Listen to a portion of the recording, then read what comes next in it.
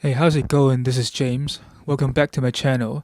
Before we start, I'd like to say a quick thank you to everyone who supported my two previous videos, whether by liking, subscribing, or even joining the discussions in the comments. Some of the comments were really inspiring and got me thinking even more deeply. Just one more time, I really appreciate all the participations and all your feedbacks.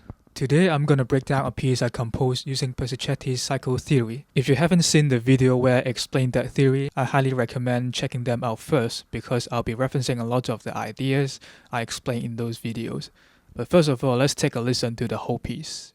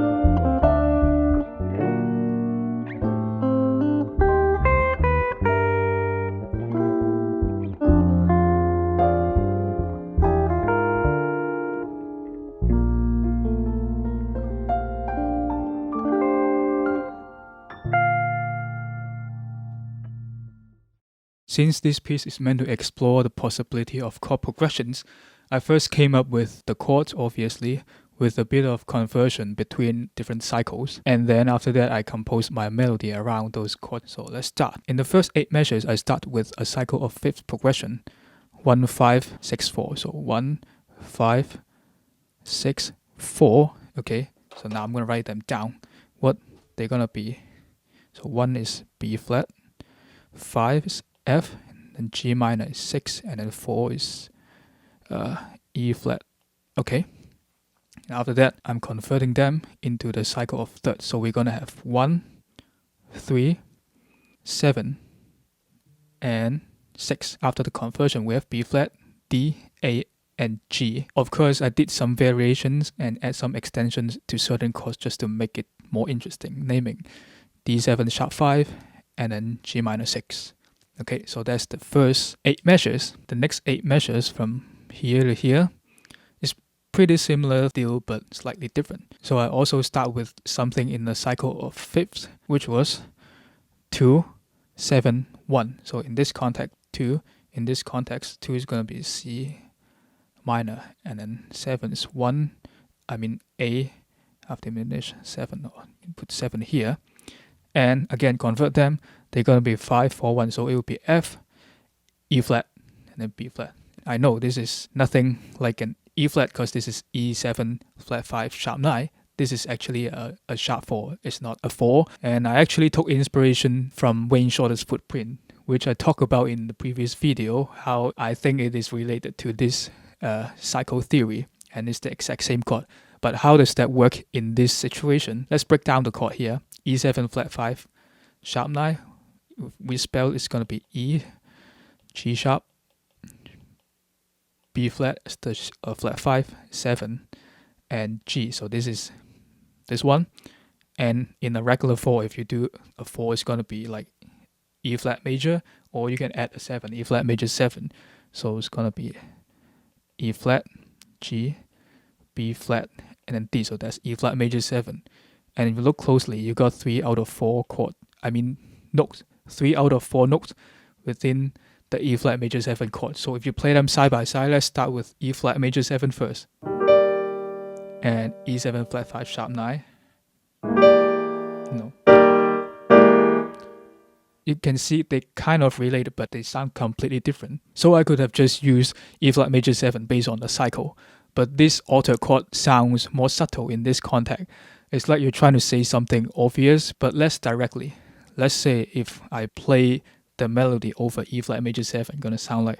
Go back to B flat major 7, but with this new chord here, it sounds different.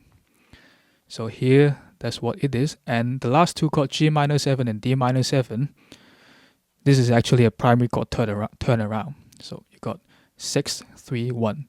Is equivalent to 4, 5, 1 in the cycle of fifths. I did that to further reinforce this third bass relationship in the listener's ear, because if you play this often enough,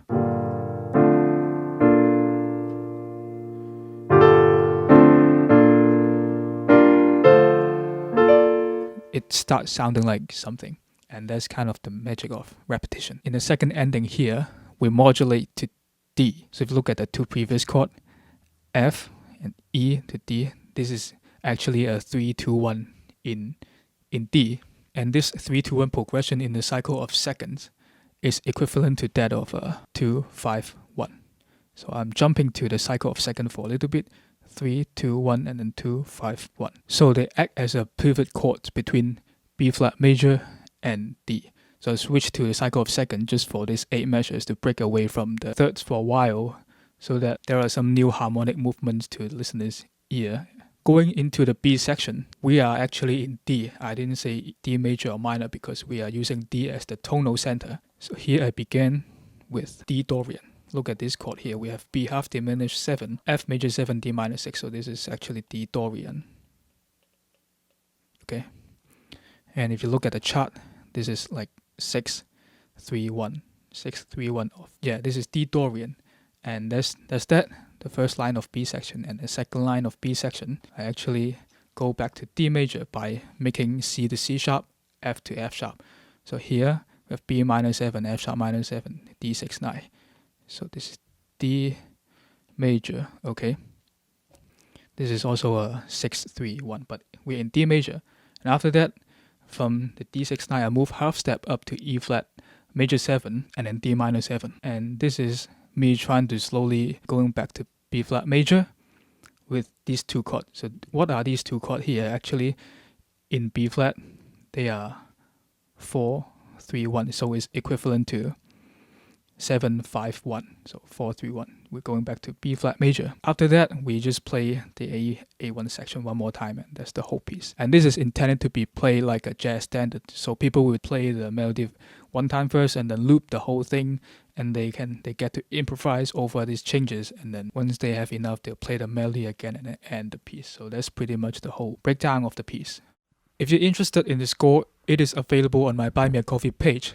It is again pay what you can, so you can either get it for free or choose to donate any amount you'd like. Since I haven't named this piece yet, the title is left blank in the score, as you can see. So if you download it, feel free to write in your own title and share it in the comment. This is also open to anyone else who just want to give me some name ideas. So drop them all in the comments. I'm gonna go through all of them and pick a few that I resonate with the most. I'm gonna make a final pool for you all to vote on and see what kind of name we're gonna end up having for this piece. You can also print the score out, do it the old school way, use pen or pencil to write the own title. If you end up doing that, I'd really love to see that, so please share them on Instagram and tag me as well.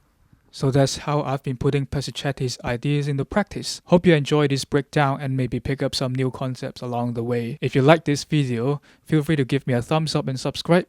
You can also follow me on Instagram for more updates. And if you're curious about my other music, you can check them out on streaming platforms. Thank you for watching. I'll see you next time.